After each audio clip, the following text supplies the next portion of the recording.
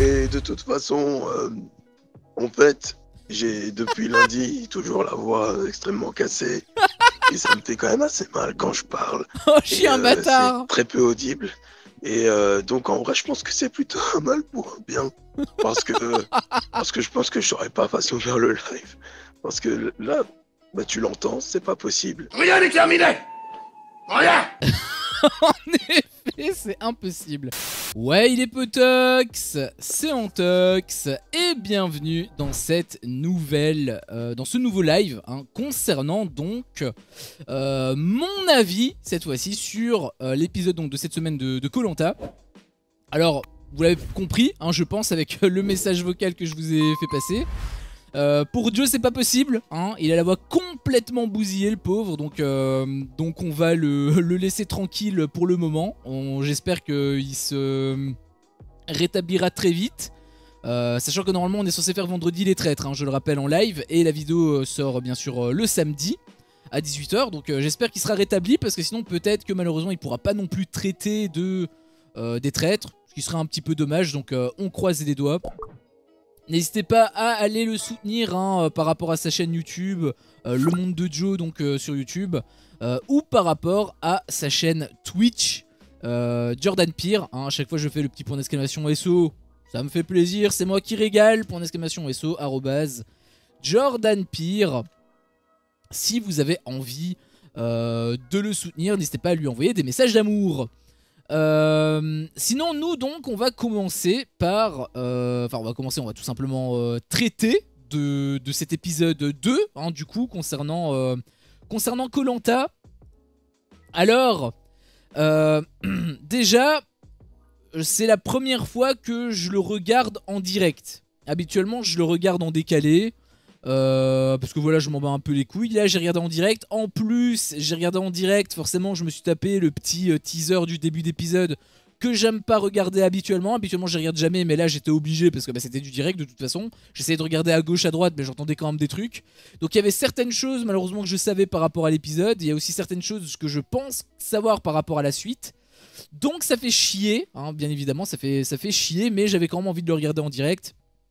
On a également une autre réponse par rapport à ce que Jordan croyait, puisqu'il disait que voilà le truc où voilà venez donner, enfin envoyez-nous des SMS, tout ça, pour gagner je sais pas trop quoi. Il avait dit que c'était rajouté au montage. Bah là du coup non, là maintenant on le sait que c'est pas rajouté au montage et qu'il y a alors c'est modifié, parce que c'est vrai qu'il n'y avait pas le truc de streaming, donc c'est vrai que c'est modifié, mais dans tous les cas ils ont une séquence type. Donc c'est juste qu'ils ont modifié, ils ont coupé la séquence où il dit pas streaming, et ils l'ont remplacé par la séquence où il dit streaming, tout bêtement. Mais donc j'ai eu cette information. Et aussi un petit truc qui était un peu surprenant, c'est que bah, y avait 3 pubs. Ça j'avoue que je savais pas, parce que chaque fois quand je regarde les épisodes, bah, c'est découpé en 2 parties. Du coup moi je m'attendais à ce qu'il y avait qu'une seule pub à chaque fois, mais en réalité apparemment non, il y en a bel et bien 2. Donc ça j'avoue que j'étais étonné, il y avait donc 3 parties. Oh, ok d'accord, très bien. Je me souviens plus trop comment ça s'agence dans les épisodes, mais j'étais surpris. Voilà, j'étais surpris, je m'attendais pas à 2 pubs, tout simplement. Bref, maintenant que ce petit préambule est passé, on peut éventuellement donner donc notre avis sur l'épisode. Alors déjà, on va parler du gros 1 de l'épisode. Total spoil, hein, je le rappelle, je suis désolé, hein, j'ai le ok. Total spoil, hein, je le rappelle, donc bien évidemment, ça sert à rien de rester si jamais vous n'avez pas vu l'épisode. Allez d'abord regarder l'épisode et ensuite vous pouvez discuter avec nous, tout simplement, en direct, en commentaire sur YouTube par rapport au VOD. Mais oui, ça va spoiler de bâtard, hein, bien sûr, comme d'habitude. Donc, la toute fin, hein, on a le nom de l'éliminé. Alors, l'éliminé en question, c'est Harry. C'est Harry, où on le pressentait un petit peu. Bon, dans tous les cas, voilà, on a eu les deux targets, hein, ça s'est vraiment joué sur deux personnes. Donc c'était soit Harry, soit Marion. Il me semble que c'était Marion ou Manon. Il me semble que c'était Marion. Donc ça s'est joué entre les deux, et on le pressentait quand même pas mal, parce qu'on avait eu comment dirais-je, on avait eu, c'était un peu ce que Joe m'avait un peu mis en garde concernant donc les fameux flashbacks, enfin par rapport à leur histoire, la présentation, les portraits, voilà, les portraits sur chaque personne, sur chaque candidat. C'était même un petit peu plus long, c'est vrai que par moments ça me faisait chier parce qu'on avait revu, il y avait des passages qu'on avait déjà vus, donc c'était un petit peu chiant. Mais bon, je vous rappelle que je me suis mangé la phase finale, surtout la demi-finale de Power. Hein. Je me suis mangé l'intégralité des apprentis champions. Donc les doublons, les meublages, on va dire que je suis un peu immunisé, en tout cas ce genre de meublage. Ça m'a moins dérangé, mais c'est vrai que ça pouvait être un peu dérangeant. Sinon, voilà, on a eu leur portrait, donc voilà, c'était un peu, on le pressentait un peu, même s'ils ont un peu essayé de noyer le poisson, hein, parce que ils avaient aussi donné le portrait un peu plus complet également de Ilyes, qui a l'air d'être un bon gars, hein, finalement. Je voulais que ce soit Nathanael qui soit le sauvé, mais finalement, bah, Ilyes, c'est plutôt sympa. C'était vraiment son histoire qui m'avait touché par rapport à Nathanael, mais je pense que Ilyes c'est quand même un bon gars. En plus, il a tout le temps la banane et tout. Franchement, il a l'air d'être trop sympa. Donc, je suis quand même plutôt quelque part un petit peu content de découvrir Ilyes. Mais donc, pour revenir par rapport à Harry, donc c'est lui qui a été éliminé. On a eu donc son portrait. Alors j'ai trouvé plutôt touchant, voilà, il a sa petite famille, etc. C'est plutôt sympa. Mais il y a également Marion qui a un peu la même situation, hein, mère de 3 enfants. En plus, voilà, mère de 3 enfants. Alors on n'a jamais vu le père. Je sais pas si elle est célibataire. Je sais pas si le père ne voulait juste pas être filmé. Enfin, du coup, que ce soit son mari. Je sais pas si elle est toute seule à la maison et qu'elle gère ses 3 gosses plus. En plus, elle taffe, parce qu'elle taffe, hein, elle fait quoi? Vendeuse des actions sur le marché asiatique, il me semble. Donc franchement, son histoire m'a un peu plus impacté parce qu'on voyait pas le père. Je me demandais, est-ce qu'elle est toute seule? Parce que si elle est toute seule, du coup, bah, c'est gros chapeau bas, parce que ça signifie quand même que elle arrive à être à la fois maman et à la fois travailleuse. Donc gros chapeau bas si jamais c'est le cas. Si ça tombe, je dis n'importe quoi, si ça tombe, on voyait juste pas le père parce que voilà, le mari n'avait pas envie d'être montré, c'est totalement possible. Mais moi je me base sur ce que je vois et on voyait pas le mari. Donc voilà. Je me dis que je fais le lien logique que elle est tout simplement célibataire. Donc rien que par rapport à ça, j'avoue que moi je voulais que Marion soit un peu plus. Enfin, j'avais un petit penchant pour Marion et je voulais que ce soit elle qui soit sauvée. Au final, ça a été elle qui a été sauvée, mais de base, je voulais que ce soit elle un tout petit peu par rapport au portrait. Après, les deux portraits étaient cool, hein. Même le portrait de Harry, ça a l'air d'être un bon gars, hein, également.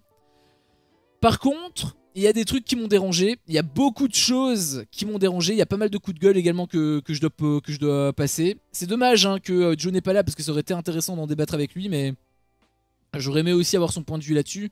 Mais moi, ce sont des choses vraiment que j'accepte pas. Alors à prendre avec des pincettes, parce qu'on n'a aucune certitude de ce qui a été dit.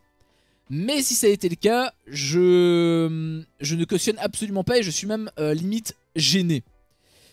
C'est tout simplement, alors comme je te l'ai dit, pour moi c'était vraiment 50-50, alors plutôt 45-55, enfin 55-45 du côté de Marion. Ça c'était mon point de vue pour les portraits. Et puis il y a eu les fameuses stratégies que j'ai trouvées complètement stupides. Parce que d'un côté tu as les meufs donc qui veulent voter un mec et les mecs qui veulent voter une meuf. Donc c'est totalement arbitraire par rapport au genre, hein, c'est totalement un vote de genre et je trouve ça complètement stupide.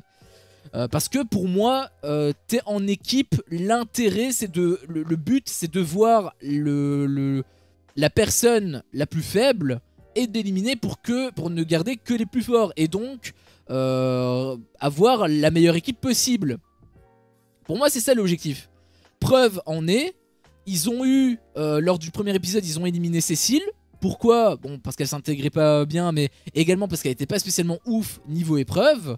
Les mecs avaient voté donc Cécile, mais les meufs également avaient voté Cécile. Donc preuve que les meufs, elles veulent vraiment que la team soit la plus forte. Et c'est là où moi ça m'a saoulé parce que les mecs, eux, ils sont restés butés sur leur position par rapport donc au fait que ils voulaient juste voter une meuf. Alors ils ont fait une petite alliance et tout, alors pour le long terme peut-être, mais quoi qu'il en soit, là ils sont en équipe. Là ils sont en équipe. Pour moi il faut pas Enfin si, il faut peut-être déjà un peu préparer le terrain, mais leur vision de je garde que les mecs, pour moi, il est complètement stupide. Et c'est là où je pousse mon coup de gueule. Et c'est pour ça que je disais que j'étais gêné, parce qu'en tant que mec, je me suis dit, putain, mais c'est vraiment une mentalité mais de Cro-Magnon, quoi. C'est vraiment une mentalité de Cro-Magnon. Sous prétexte que les meufs soient des meufs, forcément, elles sont plus faibles. J'ai trouvé ça complètement stupide parce que, voilà, en fait, le débat, c'était entre Marion et Harry, qui était le plus faible. Et sur les épreuves, clairement, Harry, il était pas dedans. Hein. En même temps, voilà, il a plus de la cinquantaine. C'est totalement compréhensible aussi de sa part, mais s'il a des limites physiques, il faut les dire, il faut les pointer. Et mettre Marion, qui elle, pour le coup, a été assez sportive, alors elle a pas été dans les tops, mais elle était quand même, voilà, dans la moyenne, alors que Harry, lui, il était quand même constamment derrière, il a pas fait grand chose. Que ce soit sur ces épreuves-ci ou même les épreuves de la semaine dernière, il me semble. Hein. Je pense qu'au niveau des paniers, il n'avait pas été folichon. Du coup, voilà, je me dis que c'est vraiment dommage de se passer de Marion, qui est quand même un peu plus pertinente, je trouve, sur le plan physique, que Harry. Après, c'est vrai que Harry, apparemment, sur le camp, il était un peu plus proactif. Alors, proactif, encore une fois, ça dépend des opinions de chacun, parce qu'il y en a qui disaient, voilà, il fait quand même des trucs, mais il y en a d'autres qui disent, il fait pas tant que ça non plus. Donc, voilà, je l'ai trouvé. Pour moi, c'était lui qui devait sauter. J'étais content hein, qu'il ait été sauté. Mais j'ai pas été content de la réflexion que les mecs ont eue.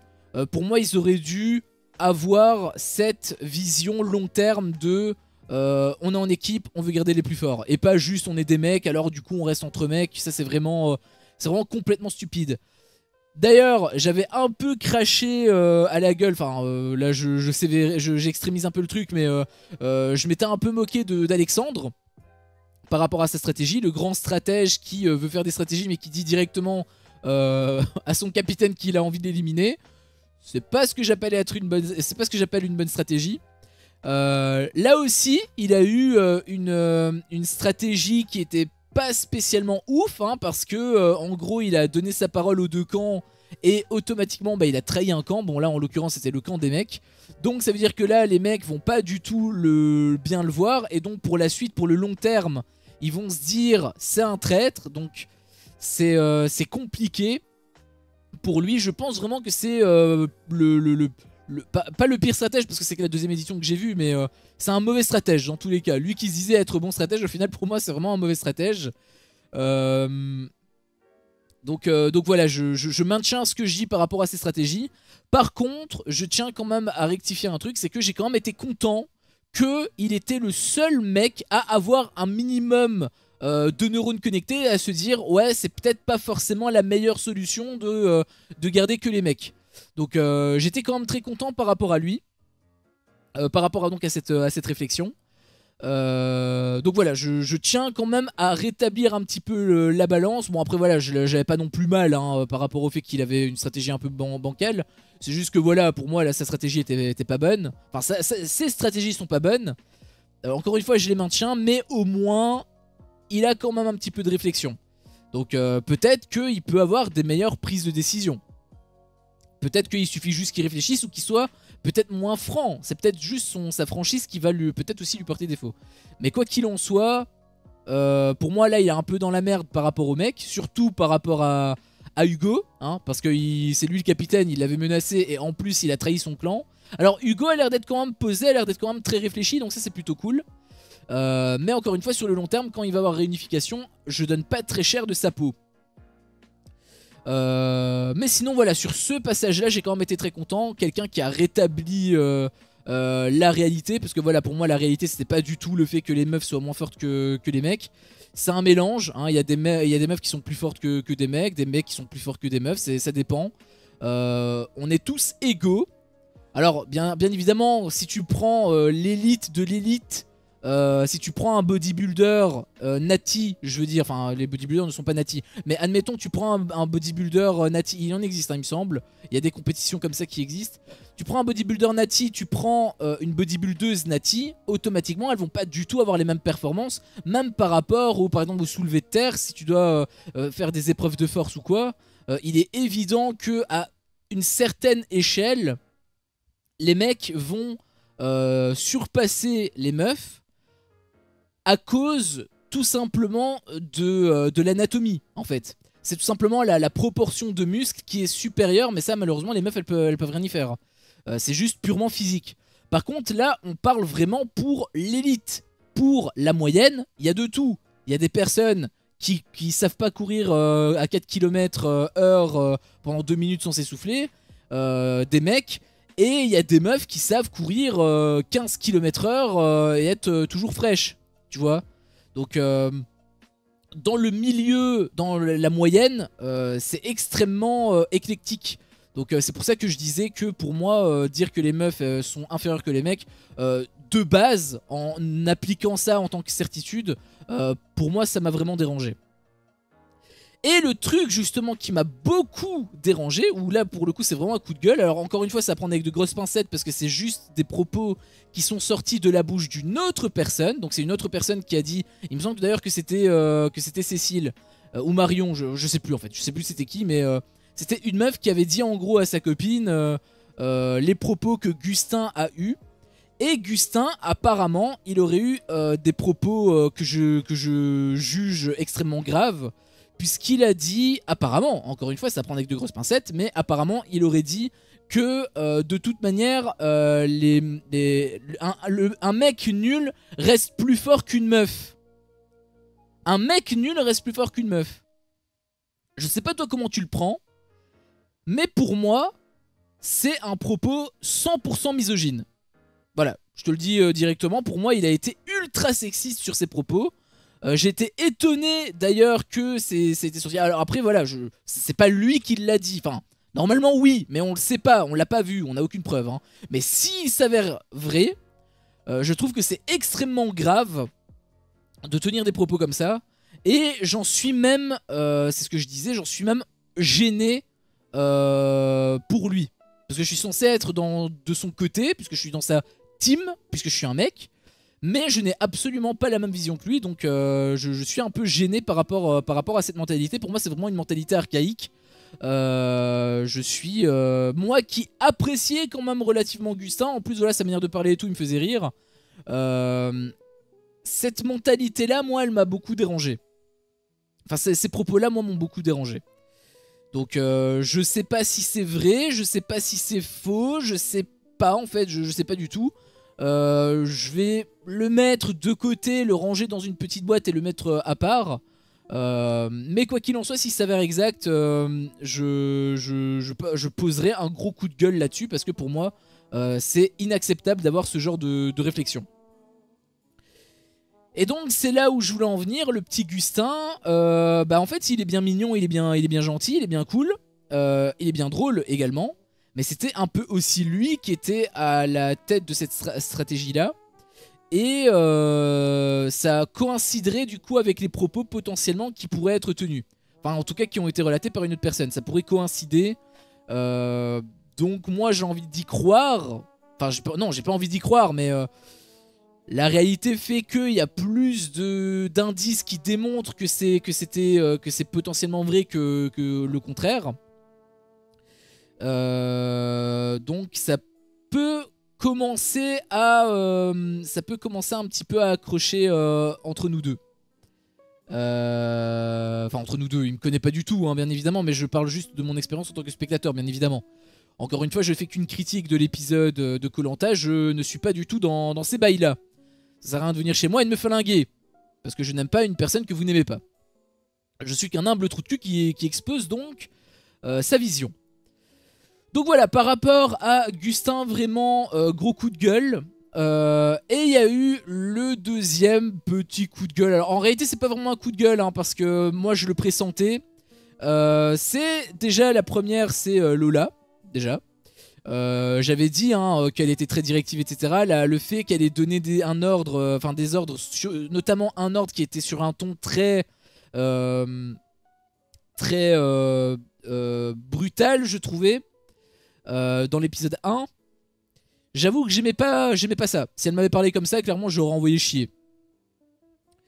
Bon, au final, ça n'a pas été le cas des personnes, des interlocuteurs, donc tant mieux pour elle pour l'instant, enfin pour cet épisode 1. Mais pour l'épisode 2, par contre, bah là, les autres, ils ont commencé un petit peu à voir son vrai visage.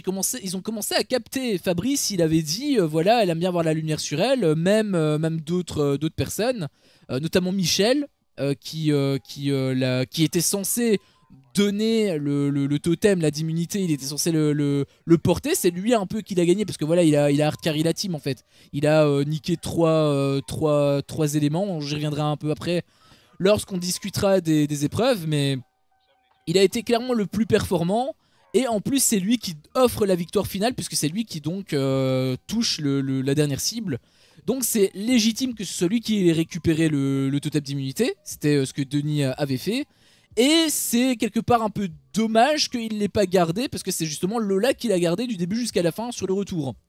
Donc Lola, on commence à capter un peu son visage. Moi je le voyais mais là ça confirme. Et le fait que les autres le voient aussi, eh bien fatalement, ça, quelque part moi ça me surprend pas mais ça me fait aussi plaisir parce que la Lola, j'aimerais bien qu'elle saute en fait. J'aimerais bien qu'elle saute à cause de ça. J'avais dit parmi tous les candidats, il y en avait un, donc c'était Alexandre que je le mettais neutre par rapport à sa stratégie complètement bancale. Bon, au final, je peux le mettre un petit peu au-dessus par rapport à la réflexion qu'il a eue sur le côté mixte, sur l'égalité homme-femme. Ça m'avait plutôt plu, donc je le mettrais quand même un petit peu au-dessus. Je l'ai un petit peu rehaussé.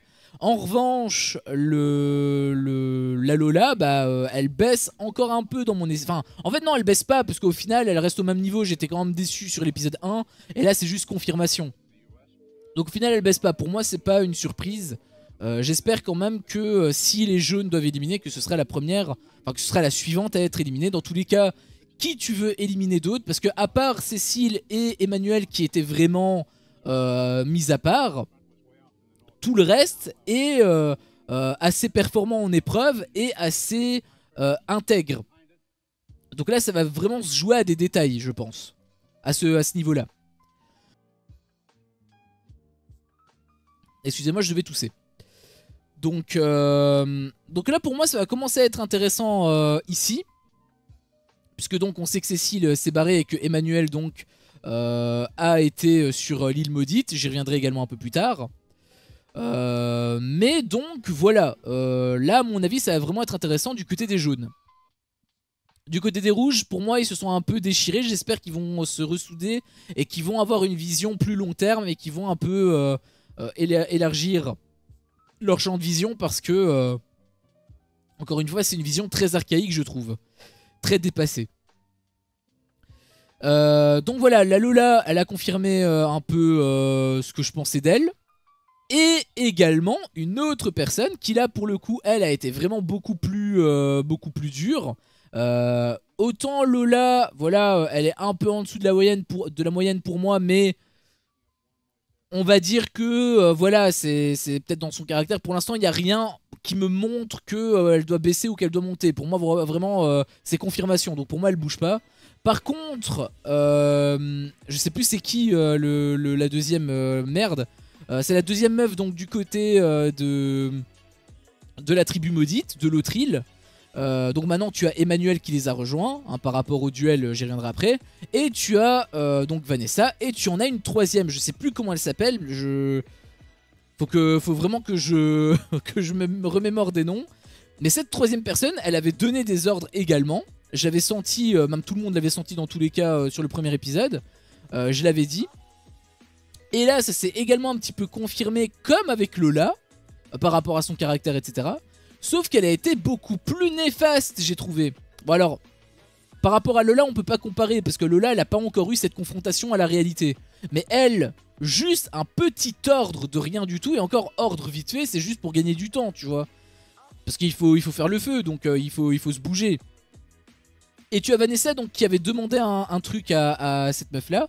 Et elle a pété un plomb, elle l'a pris à part, elle lui a dit tu me donnes pas d'ordre et tout, elle s'est énervée, ils ont eu une grosse dispute. On voyait même Vanessa s'énerver, elle me faisait beaucoup rire. Ça me faisait plaisir de voir enfin quelqu'un qui se mettait contre elle. Alors c'est un peu con d'un point de vue énergie, mais au moins voilà, il y a eu une résistance, ça m'a quand même plu. Et elle a extrêmement mal réagi, j'ai trouvé, l'autre personne, parce que voilà, elle a dû s'isoler plus tard, elle avait fait du caca boudin, enfin bref. Je trouve même qu'elle allait un peu trop loin, parce qu'elle disait voilà, elle allait pas se laisser marcher dessus, elle a un honneur et tout.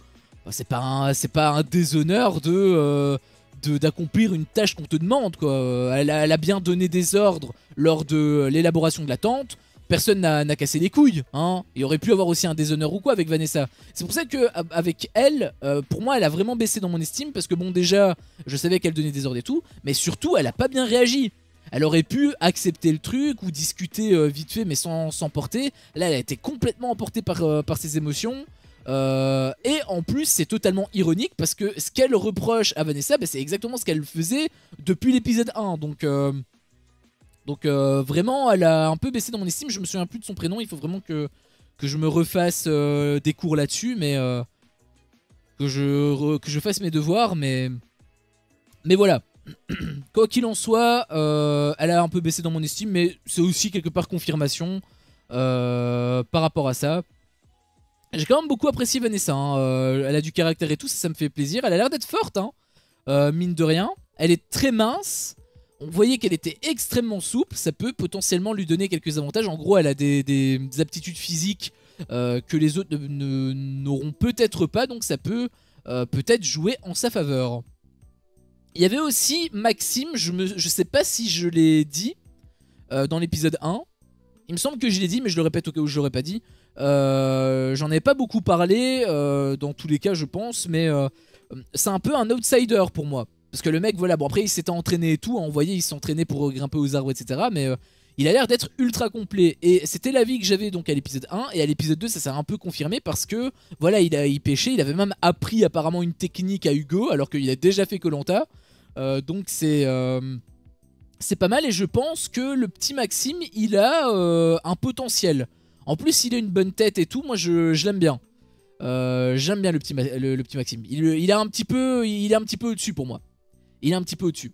Il a gagné quelques points. Enfin, il est resté pareil, mais c'est juste qu'il avait quelques points déjà de base, parce que j'aimais bien sa tronche et j'aimais bien l'énergie qu'il dégageait. Et là, donc ça s'est un peu confirmé, donc j'étais plutôt content aussi pour Maxime. Donc maintenant on peut peut-être parler donc de la tribu, la fameuse tribu maudite. Alors qu'est-ce qui s'est passé? Parce que je t'ai parlé d'Emmanuel, en réalité c'était Ilyes qui était là à la base. Et il y a eu un mini-jeu, donc on connaît un peu les tenants et les aboutissants. En tout cas on a eu une première partie, peut-être que ça va pas toujours être les mêmes règles. Mais en gros ils devaient récupérer une sorte de petite statuette, ils devaient chercher dans la jungle, et ça leur permettait d'accéder à un duel pour gagner leur place dans une équipe. Et c'est donc Ilyes qui a trouvé la statue. Voilà, de base je préférais Nathanaël, mais j'ai trouvé que c'était logique que ce soit lui qui le trouve, parce que c'est lui qui est passé vraiment le plus proche du truc. Enfin en tout cas on avait vu un plan où il était passé juste à côté, etc. Où on avait un gros plan de la statue, enfin un petit plan de la statue avec Ilyes qui était juste à côté.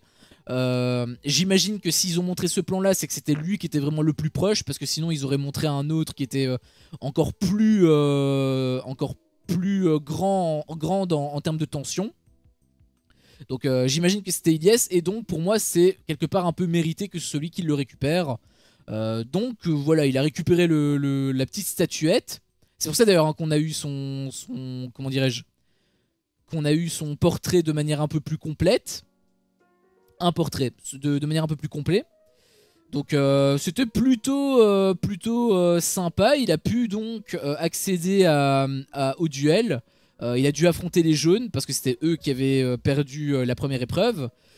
Et donc ils ont dû voter, et ils ont presque tous voté. Alors déjà Fabrice il a fait une grosse boulette hein, parce qu'il a voté Frédéric, il a voté son capitaine. En plus Frédéric il est ultra connu pour être un grand stratège. À mon avis, Fabrice, encore une fois, je donne pas cher non plus de sa peau à lui, hein, parce que là, ça pourrait être compliqué, à mon avis, peut-être pas sur le court terme, mais après la réunification, à mon avis il va se passer des petites dingueries avec Fabrice et ce serait un peu mérité quelque part. Pour moi il a fait vraiment beaucoup d'erreurs, hein. Déjà à l'épisode 1 il a fait pas mal d'erreurs. Là il a encore fait une autre erreur. Il commence à accumuler les boulettes, donc il s'est montré plus fort par contre. Mentalement, je veux dire, il a pas craqué, etc. C'était quand même plus intéressant. Il a fait un petit travail sur lui-même à ce niveau-là, donc ça c'était plutôt cool. Mais voilà, par rapport au vote, quand même, gros problème, hein, j'ai trouvé, grosse boulette. Et sinon, bon, il y a eu un petit vote aussi par rapport à Fabrice. Bon, ça, pour moi, c'est un peu légitime aussi par rapport à ce qu'il avait montré comme mentalité à l'épisode 1, même si ça a été mieux hein, à l'épisode 2, mais je peux pas m'empêcher de repenser aussi à l'épisode 1. En plus, il a commis cette erreur. Alors, l'erreur s'est fait en même temps, donc lui, il le savait pas. La personne qui a voté, je sais plus c'était qui avait voté contre lui. Mais pour moi, c'est quelque part un petit peu légitime également. Mais surtout, presque tout le monde... Ah mais non, mais c'était peut-être Emmanuel, justement. C'était peut-être Emmanuel, parce que justement, tout le monde, enfin tous les autres, ont voté Emmanuel. Donc je peux comprendre que voilà, ce soit la plus âgée, qu'elle soit un peu à l'écart, etc. Parce que c'est pas trop sa génération tout ça, qu'elle soit perçue comme étant faible, puisqu'elle est un peu plus âgée, enfin elle est plus âgée que les autres. Il y a pas mal de choses qui lui font défaut par rapport à la team, je veux dire. Enfin par rapport à la perception que les autres ont d'elle. Et à la place d'Emmanuel, vraiment, j'aurais un gros coup derrière la nuque parce que bah, quasiment tout le monde a voté contre elle, quoi. Donc vraiment, c'est un peu la mal-aimée du groupe. J'ai eu un peu de peine, même pour elle. Ça m'a fait un peu chier. Je voulais que ce soit elle qui gagne le duel, d'ailleurs. Juste pour, voilà, pour qu'elle montre qu'en fait, elle n'est pas aussi nulle. Enfin, qu'elle fasse ses preuves, en fait, tout simplement. Malheureusement... On va parler de l'épreuve, mais enfin du duel, mais elle a échoué, mais pour moi elle avait un désavantage, mais on y reviendra après. Mais du coup voilà, par rapport à Emmanuel, sincèrement c'est quand même un petit coup derrière la nuque qu'elle a eu, je pense. Et donc voilà, elle a perdu et elle a rejoint la tribu maudite. Après voilà, la tribu maudite ça me fait toujours rire hein, parce qu'on te la vend avec de la boue, etc. Alors oui peut-être, hein, ça je sais pas, je suis pas sur les lieux. Mais ça me fait toujours rire d'un point de vue visuel quand à l'étalonnage on te montre vraiment un plan ultra désaturé. Le truc il est limite en gris quoi, il est limite en noir et blanc presque. Alors que quand on te montre les plans de la plage jaune et rouge, on te montre des beaux plans bien saturés, tu vois, avec plein de couleurs, etc. Alors que du côté de la tribu maudite, c'est un peu désaturé, avec un petit contraste également, ça me fait pas mal rire. Mais donc voilà, la nouvelle tribu maudite, c'est donc la personne là, que je te dis qui avait gueulé parce qu'on lui avait donné soi-disant un ordre. Encore une fois, c'était un petit peu disproportionné, j'ai trouvé. Vanessa, Nathanaël et donc Ilyes a été remplacé par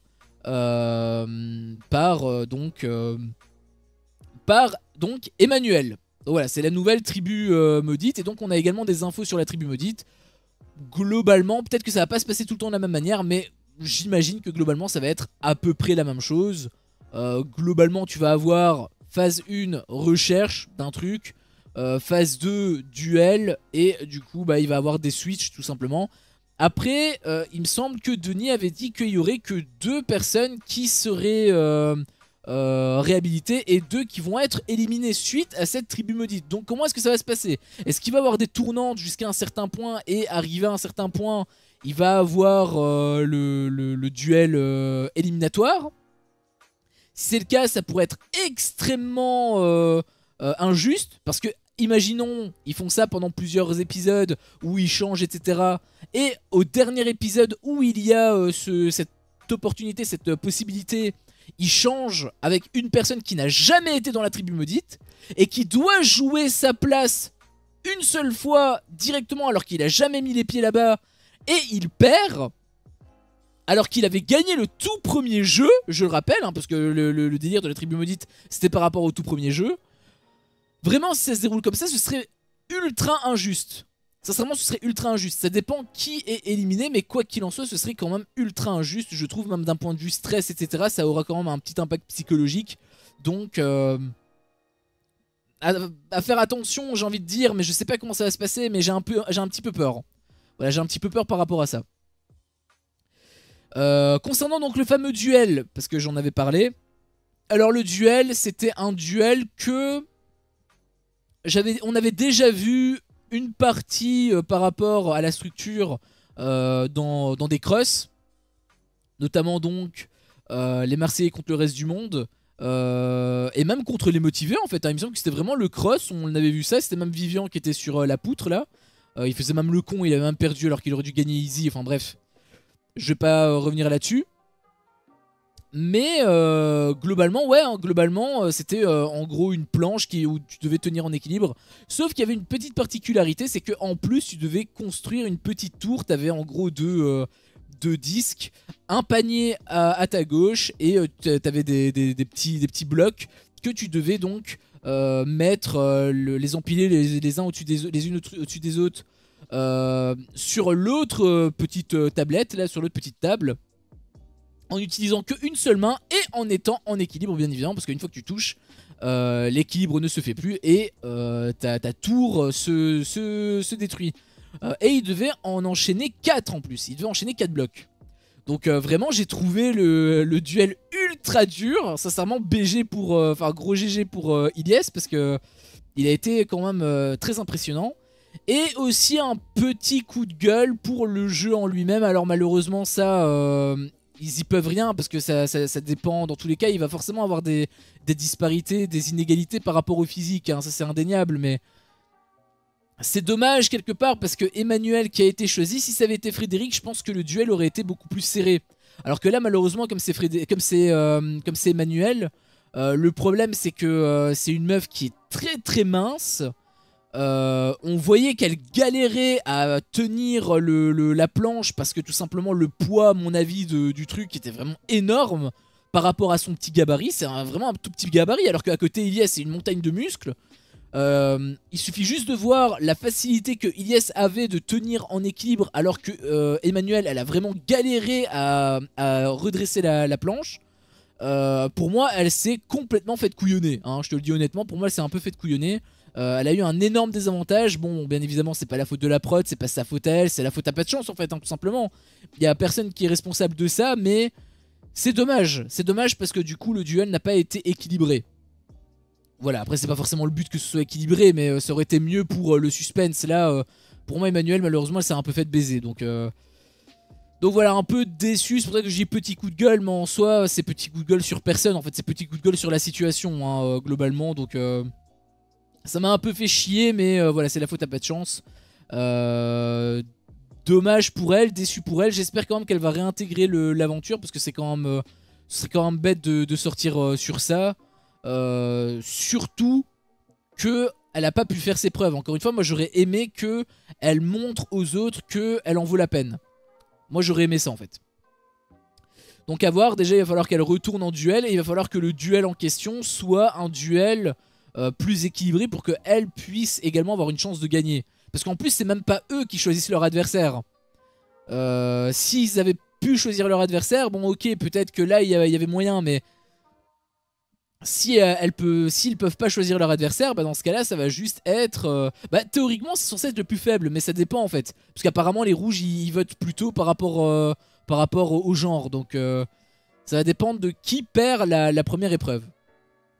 Mais ça a l'air d'être sympa, ça a un petit potentiel. J'ai un peu peur sur la finalité, donc comme je te l'ai dit, par rapport à l'injustice, et également donc l'injustice finale sur les éliminations, plus potentiellement l'injustice des duels. Ils peuvent pas choisir leur adversaire, et en plus le duel, bah, ça peut être inégal, donc on va dire que ça a un goût un peu amer dans ma bouche.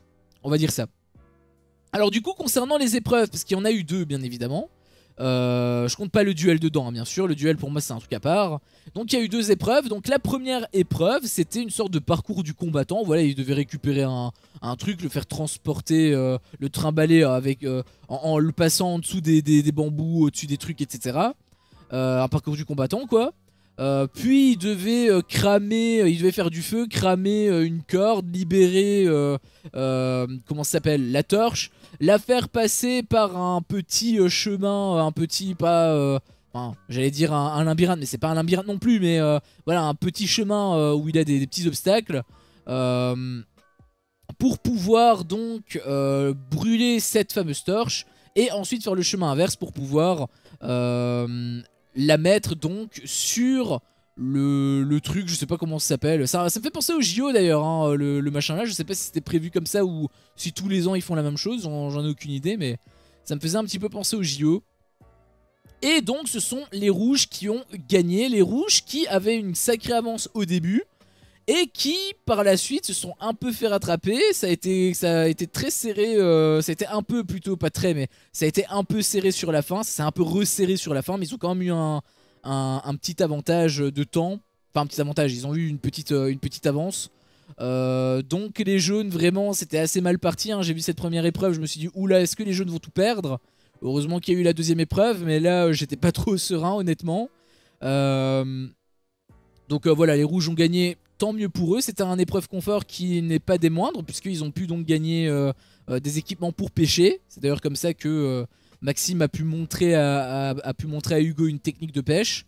Donc voilà, ils ont pu pêcher, c'était assez sympa. On a même pu montrer quelques petits trucs. Il y avait des plans aussi où on voyait Gustin nager un peu en profondeur. C'était pas mal ces plans-là, des plans sous-marins. Enfin sous-marins. La caméra était en surface, hein, bien évidemment, mais elle était quand même sous l'eau. Mais elle était plus proche du haut que du bas, bien évidemment. Elle était pas dans les abysses, hein. Le cadreur, il allait pas non plus se casser le cul. Mais les plans étaient sympas. Voilà, les plans étaient sympas. Là on a vu de la vraie survie, hein. C'est pas comme avec les apprentis aventuriers. Donc première épreuve vraiment assez cool, assez dynamique, ça bougeait un peu de partout, etc. C'était un peu même, il y avait un peu de suspense aussi par rapport aux jaunes qui étaient revenus un peu sur la fin. Donc vraiment sympa cette première épreuve. Et il y a eu la deuxième épreuve que j'ai aussi pas mal appréciée. C'était un jeu plutôt de précision, où voilà, t'avais plusieurs cibles.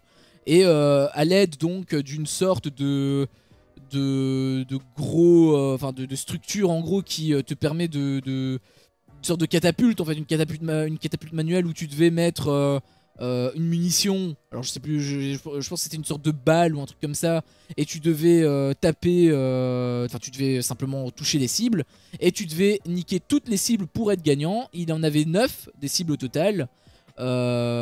C'était également intéressant, ça pouvait un peu s'essouffler à un moment, mais le montage s'est pas trop attardé donc.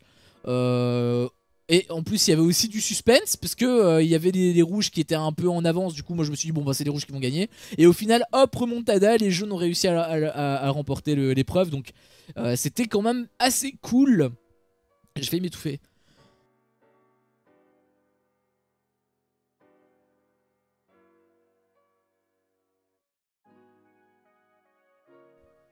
C'était quand même assez cool d'un point de vue tension par rapport à ça. Moi j'avais beaucoup apprécié ces deux épreuves, contrairement donc à l'épisode 1 où l'épreuve 1 était cool, mais l'épreuve 2 vraiment elle m'a pas trop chauffé, j'avais trouvé un peu longue. Donc voilà, là c'est vraiment 5 étoiles pour moi. Il y a vraiment rien à redire sur les épreuves. En plus épisode très complet parce que comme je te l'ai dit, je l'ai mis de côté, mais il y a quand même eu également un duel. Donc il y a eu quand même pas mal de matière à se mettre sous la dent sur cet épisode. Donc vraiment épisode très très cool. Hormis un point qui moi m'a saoulé. C'est le fait que Cassandre, c'est un peu ma chouchoute, hein, je te le dis direct, c'est ma chouchoute de l'émission. Et la pauvre, elle a pas pu jouer une épreuve. Donc vraiment la première fois elle a eu la boule noire, elle a été saoulée, mais voilà elle l'a pris avec le sourire et tout. La deuxième fois elle avait encore la boule noire, là on sentait que elle en avait déjà plein le cul. J'espère pour elle qu'elle va pas avoir d'autres boules noires, parce qu'à mon avis ça pourra vraiment avoir un impact néfaste psychologiquement pour elle. J'espère qu'elle va quand même avoir un peu plus de chance, parce que là vraiment elle a pas eu de chance du tout. J'ai vu ça, j'ai rigolé, mais j'étais énervé parce que je voulais la voir en même temps dans les épreuves, mais je me suis dit la situation était quand même comique quoi. C'est la seule personne que j'avais pas envie qu'elle ait la boule noire, c'était elle quoi. Donc vraiment ça m'a cassé les couilles. J'ai vraiment pas de chance. Moi non plus j'ai pas de chance hein. D'ailleurs par rapport aux 50, normalement t'as aussi le truc de l'application où tu peux voter pour qui va l'emporter, etc.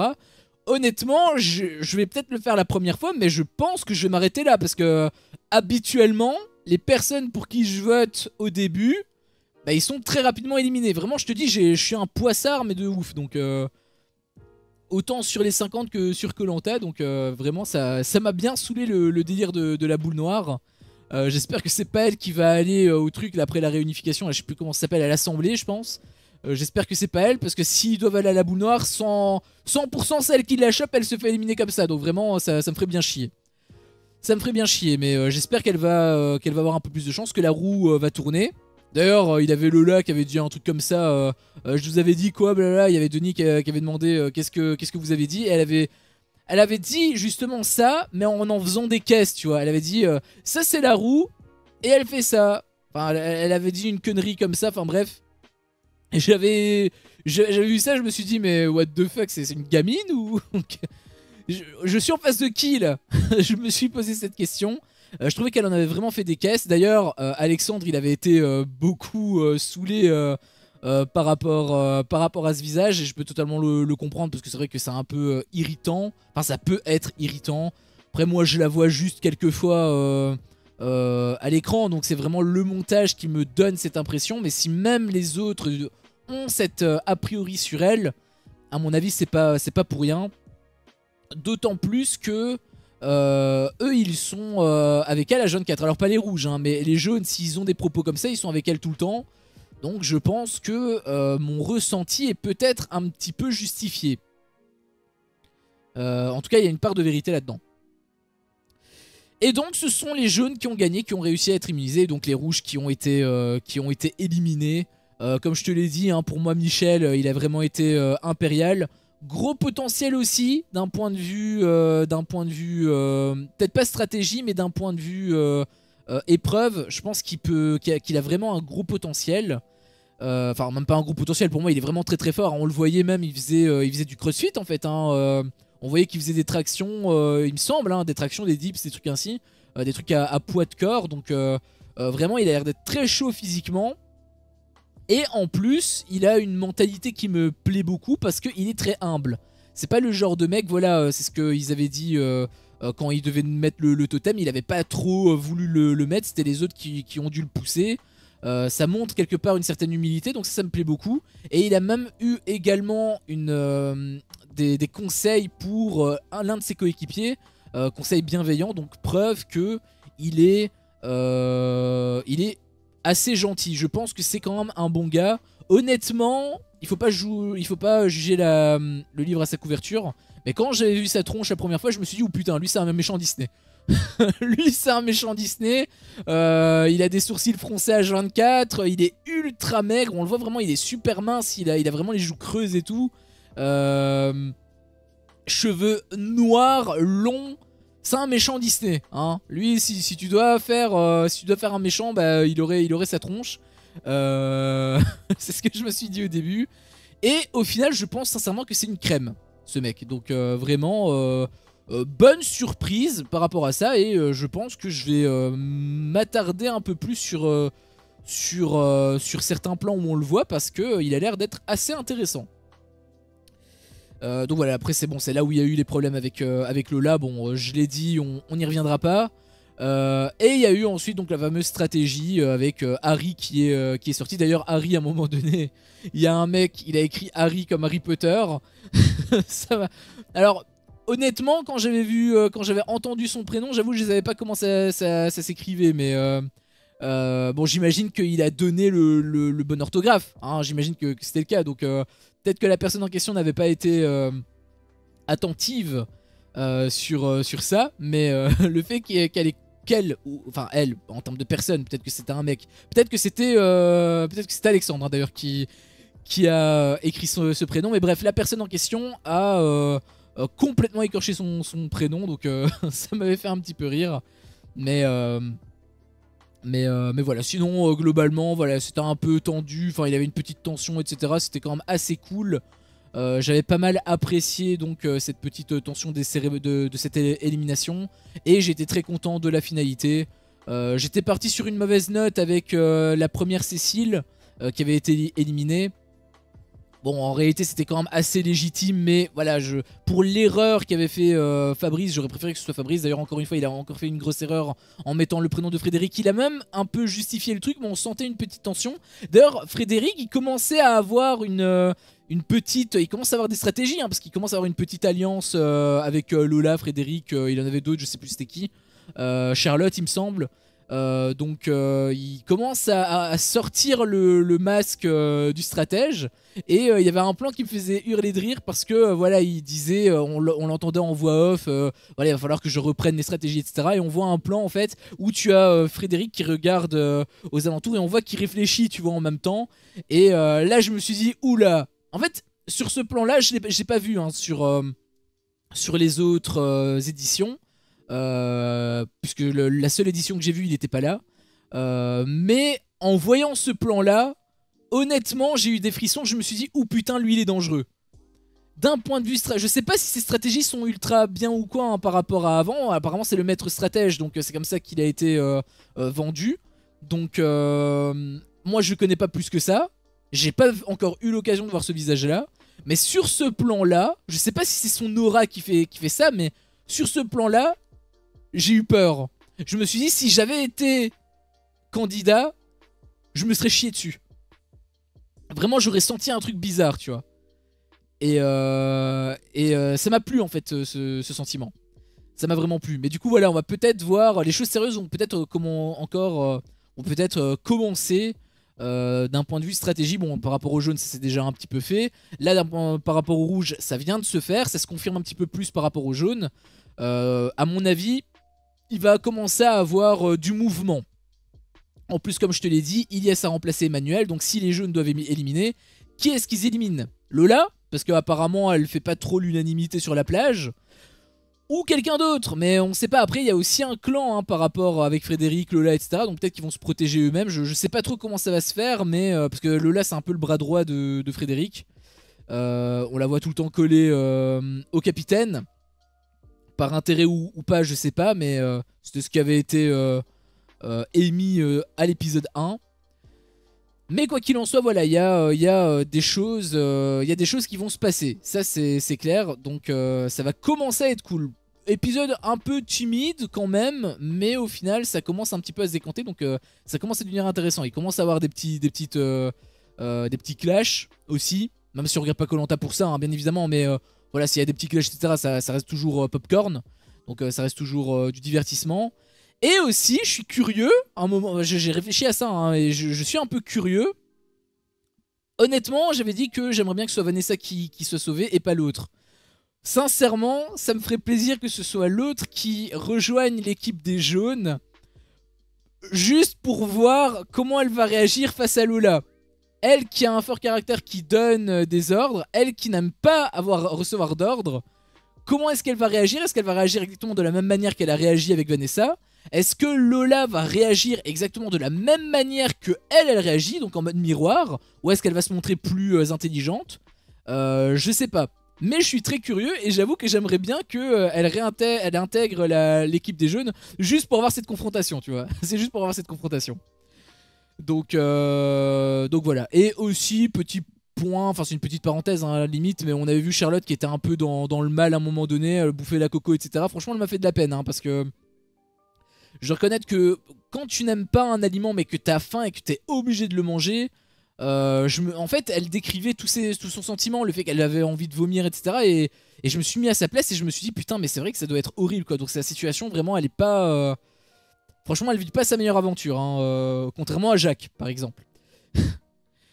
Et donc voilà, je voulais aussi dire ça par rapport à Charlotte. Et je voulais aussi dire un petit truc par rapport à Cécile, parce qu'elle a été donc la deuxième Cécile, pas la Cécile qui a été éliminée. Il y en a une deuxième qui a été extrêmement discrète hein, dans le premier épisode. Deuxième épisode aussi, on a vu quelques petits trucs. Et en fait, des quelques petits trucs qu'on a vu, moi ça m'a fait rire. On voyait par exemple, en gros, il avait un gros torrent qui se pointait. Et donc ils ont un peu mis tout leur... ils étaient en train de cuire quelque chose et ils l'ont déplacé à l'abri. Et il y avait donc Cécile qui disait bienvenue chez moi, je suis une aventurière, blablabla et tout. Elle disait des petits trucs. J'ai trouvé un peu rigolote. Donc j'ai trouvé un peu rigolote. Et elle avait aussi une bonne tête en fait. Genre quand tu la vois sourire, bah moi ça me faisait sourire en fait. Je trouvais qu'elle était souriante, qu'elle était joyeuse, et alors qu'il pleuvait, hein, donc vraiment contraste de ouf. C'est vraiment le petit rayon de soleil dans cette tempête. Donc elle m'a fait un bon effet Cécile, et c'est dommage qu'on la voit pas plus parce que je pense qu'elle est également extrêmement intéressante. Donc elle gagne aussi un petit point. Voilà, c'est un petit point timide, parce que voilà, elle sort un peu, elle se détache de la masse. Au moins on connaît son existence, mais ça reste encore trop timide. Mais voilà, moi j'ai plutôt bien aimé ces petites interventions. Donc voilà, globalement c'était mon avis sur cet épisode. Donc excellent épisode, moi j'ai beaucoup apprécié. Après voilà, c'est un peu comme avec les traîtres, hein. Je pense que toutes les semaines je vais apprécier. Alors c'est vrai que le premier épisode c'était un peu plus rompiche pour moi, mais j'ai plus apprécié cet épisode-ci, c'est vrai. C'est plus en rapport avec les jeux, avec les tensions également. Et il y a eu aussi le petit duel qui s'est ajouté. Alors j'imagine que ça va pas forcément être comme ça toutes les semaines. Enfin je l'espère, hein, mais peut-être que ce sera pas le cas. Donc à voir, mais même sans le duel, j'avais trouvé que l'épisode était quand même plutôt bien. Donc j'avais apprécié cet épisode. Le duel ça rajoute vraiment quelque chose, mais j'avais quand même apprécié cet épisode même sans le duel. Donc j'espère que ça va poursuivre sur cette voie là, et je pense que ça va poursuivre sur cette voie là, étant donné que y a pas mal de choses qui s'annoncent, hein. Comme je te l'ai dit, les petits clashs, etc., les petites tensions, les petites stratégies, les petits clans. D'un point de vue stratégique, ça a l'air d'être également, ça promet. Donc je pense que ça va commencer à être intéressant. Donc moi j'ai hâte d'être à l'épisode 3, hein, pour de la semaine prochaine. N'hésitez pas à venir nous rejoindre, hein. Je mets le planning au cas où ça vous intéresse. Ça c'est le planning de la semaine, mais la semaine prochaine ce sera exactement la même chose. Donc les lundis et les mercredis je stream sur un jeu vidéo. En l'occurrence ça c'est Super Meat Boy, mais donc Koh-Lanta c'est le mercredi à 19 h. Donc n'hésitez pas à venir nous rejoindre si jamais ça vous intéresse. Et les traîtres, donc c'est vendredi à 19 h. Donc n'hésitez surtout pas si vous avez envie de partager votre avis avec nous. Sinon vous pouvez toujours parler bien évidemment vous pouvez toujours émettre votre avis dans l'espace commentaire de YouTube, bien sûr. On lit tous les commentaires, donc n'hésitez surtout pas. Et j'espère que Joe va revenir meilleur que jamais, parce que vous l'avez entendu encore une fois, c'était pas ouf sa voix, hein. Donc c'était vraiment tout nouveau, donc à voir s'il va se rétablir, j'espère. Mais on le saura seulement dans les prochains jours. Donc n'hésitez pas à mettre des gros cœurs dans les commentaires, des gros cœurs pour Joe. Plus il y a de cœurs, à ce qui paraît, la légende raconte que plus il y a de cœurs, plus il va se rétablir vite. Donc n'hésitez surtout pas. Enfin bref, merci à vous tous d'être passés sur le live, sur le stream, ou tout simplement de regarder la VOD. Ça me fait extrêmement plaisir. Et je vous dis donc à la prochaine, soit pour un prochain stream, ou tout simplement pour une prochaine vidéo. Ciao.